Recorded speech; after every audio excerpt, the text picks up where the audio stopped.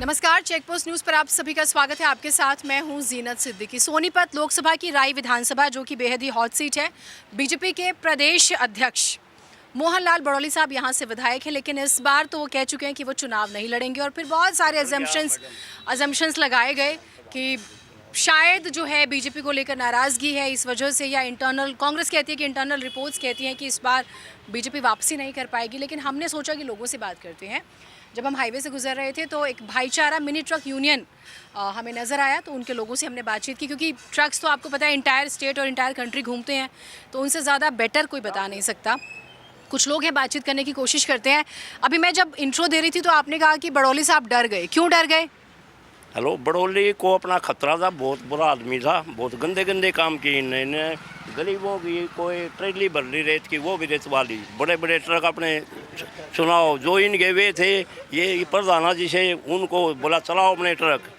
गरीबों का कोई काम नहीं किया इन लोगों ने, इसलिए आपकी बार एमएलए अपने से ही डर गया। अब मैं नहीं लड़ूंगा। एक बार तो लोकसभा में कर लिया काम, विधानसभा में और होना था इसका। अच्छा, यहाँ के इश्यूज क्या है? राय विधानसभा के मुद्दे क्या है? बहुत मतलब इंडस्ट्रियल एरिया है ये, तो उस हिसाब से डेवलप है। हाँ, बिल्कुल ओके है, सही है। सरकार भी बढ़िया है, भाजपा सरकार बढ़िया है, ठीक है। और हम तो मोदी जी से प्रेम कर रहे हैं, नीचे तो ये छोटे मोटे एमएलए पे चले जा रहे जी, ठीक है। नहीं तो चुनाव आप कह रहे हैं कि मोदी जी के चेहरे पर होगा, तो तीसरी बार बीजेपी आ रही है हरियाणा में? हाँ, तीसरी बार बीजेपी सरकार आएगी। हाँ जी, बीजेपी सरकार आएगी। क्या ऐसी 5 बड़ी चीज़ें आप हरियाणा सरकार की बताएंगे जो उन्होंने बहुत अच्छी की हैं, जिसकी वजह से बीजेपी को वापस आना चाहिए? हरियाणा सरकार की 5 बड़ी चीज़ें, बड़े बड़े स्कूल हैं, बच्चे बढ़िया सुरक्षित पढ़ने जाते हैं, हमारी लड़कियां हैं जो, बड़े बड़े कॉलेज हैं, ठीक है। दूसरा क्या है, हमारी जो ज़मीन है ना, जो सोनीपत ये राय हल्के की ज़मीन है, हरियाणा की ज़मीन है, इन 10 सालों में बीजेपी ने कोई भी एक भी खूड एक्वायरमेंट नहीं किया, जो कि कांग्रेस सरकार में ये मानो हर एक साल में कई एकड़ ज़मीन हमारी जो है ना एक्वायरमेंट कर दिया करती। लेकिन ज़मीनें जब अधिग्रहण की जाती हैं तो वो तो डेवलपमेंट से उसका रिलेशन है कि कोई प्रोजेक्ट बड़ा आया, ठीक है, हाईवे आया, उस तरह से एक्वायर होती हैं, तो फिर इसका मतलब कि स्टेट गवर्नमेंट कोई प्रोजेक्ट नहीं लाई, सेंटर से कोई प्रोजेक्ट नहीं आया? नहीं, मैं बताता हूँ ना, हमारे यहाँ राय एजुकेशन सिटी है, ये कांग्रेस सरकार में एक्वायरमेंट की गई थी, एक्वायरमेंट करके, और ये प्राइवेट सेक्टर को बेच दी गई, जिसमें बाड्रा भी है, और उन्हें फिर अपने रेट में दूसरे जो साहूकार थे, जो कॉलेज बनाना था, कुछ भी बनाना था, उनको अपने रेट में दी है। किसान से एक्वायरमेंट करी गई है, ठीक है।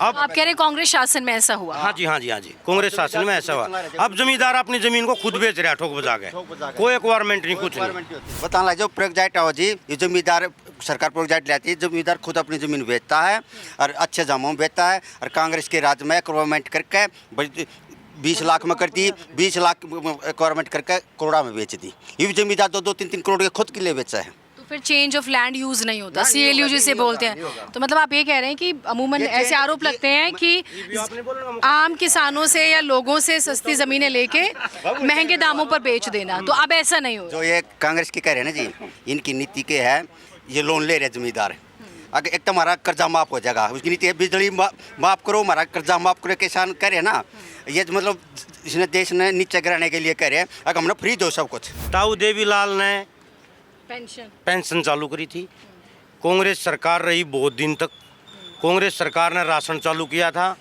ये तो सब ने पता है भाई, नई सरकार आओगी राशन बंद कर दिया था, उस सरकार का तो बहिष्कार अपने आप हो जाएगा। अच्छा, तो पॉलिटिक्स के लिए राशन कंटिन्यू किया मोदी जी ने, आप ये कह रहे हैं? पॉलिटिक्स के लिए नहीं, ये तो रेगुलर चलता रहा, इसीलिए किया। हाँ जी, नहीं तो फिर तो मोदी जी को तो कुछ नया करना चाहिए था। नया करना ऐसा है, ये सारी जो परंपराएं मोदी कर रहा है सब कांग्रेस की देन है। जो जैसे ही भाई ने कहा गवर्नमेंट भाई एक्वायरमेंट नहीं करेंगे, तो प्लांट कहाँ से लगाएंगे? बिजली प्लांट हुड्डा साहब ने लगवाया, झांझड़ी हुड्डा साहब ने लगवाया, वहाँ अपना खांडसा में हुड्डा साहब ने लगवाया, ना कोई बिजली प्लांट ही नहीं लगा खट्टर साहब ने 10 साल से हरियाणा के अंदर। हाँ, थी पहले भी, ठीक है। और फैक्ट्री लगेंगी तो जमीन एक्वायरमेंट तो सरकार करेगी।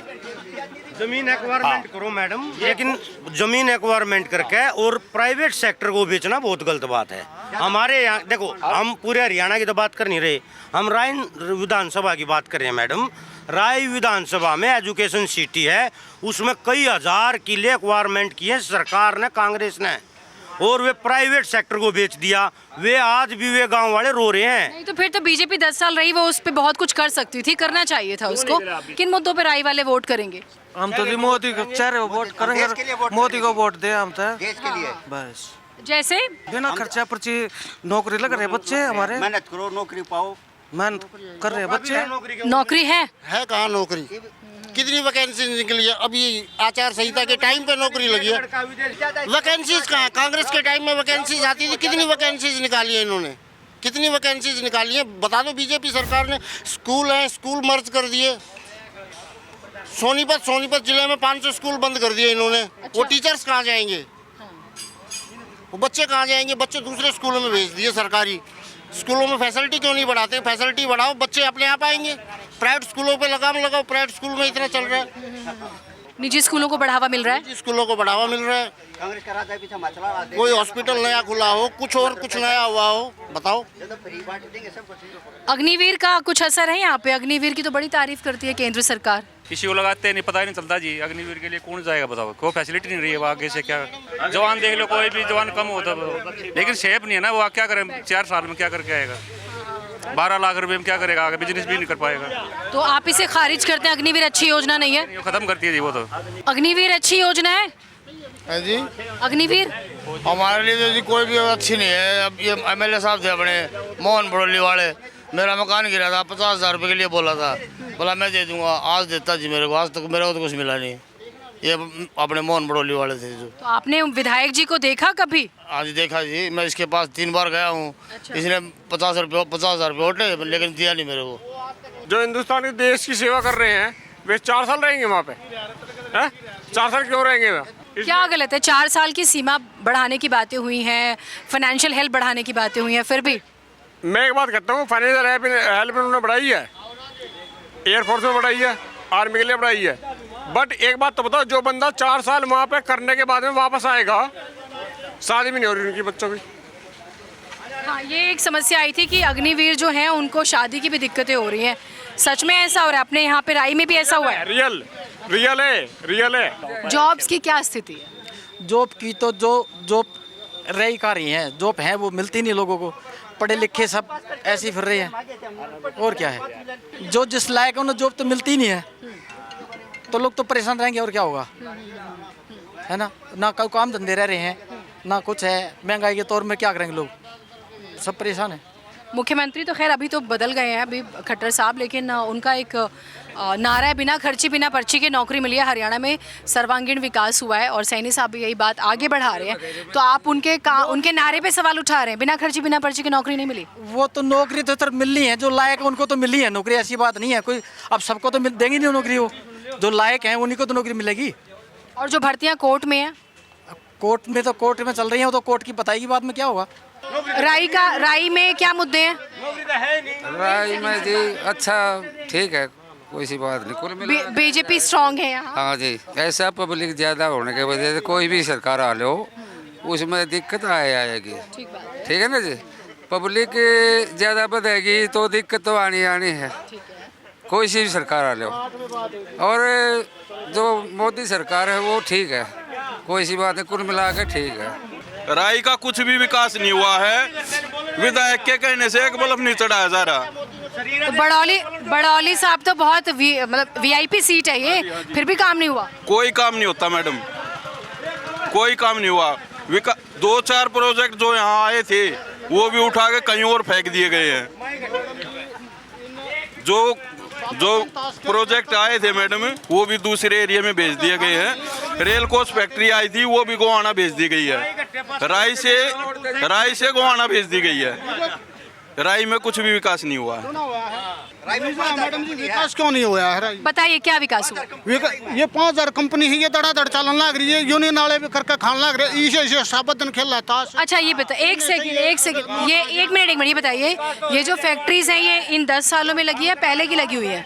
ये कब से है? ऐसा है मैडम जी, ये कंपनी मालिक अब भी लगी है और पहले से भी कुछ कंपनी थी। नहीं मैडम, कोई नई कंपनी कोई भी नहीं है, पुरानी कंपनियां हैं, उसमें से भी कम से कम 20% बंद हो चुकी है।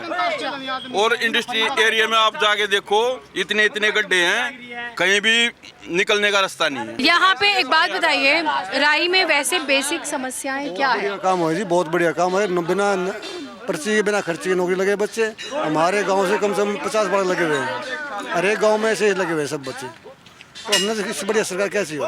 24 गांव हैं। 24 गांव, बहुत बात बच्चा।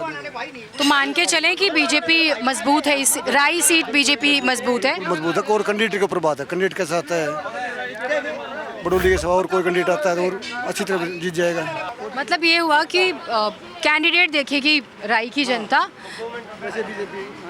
आनी चाहिए, आप ये कह रहे हैं। ठीक है, कुल मिलाकर मिली जुली प्रतिक्रियाएं सामने आई है, लेकिन जो महत्वपूर्ण बात ये रही कि विधायक जो हैं बड़ौली साहब, प्रदेश अध्यक्ष भी हैं, उनको लेकर थोड़ा सा लोगों के मन में सवाल है कि बहुत से ऐसे मौके रहे जब उन्हें जनता के बीच में होना चाहिए था, वो नहीं थे।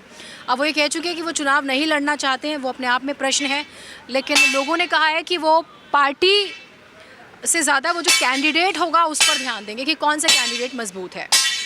राई विधानसभा से हमारी स्पेशल कवरेज में फ़िलहाल इतना ही। नमस्कार।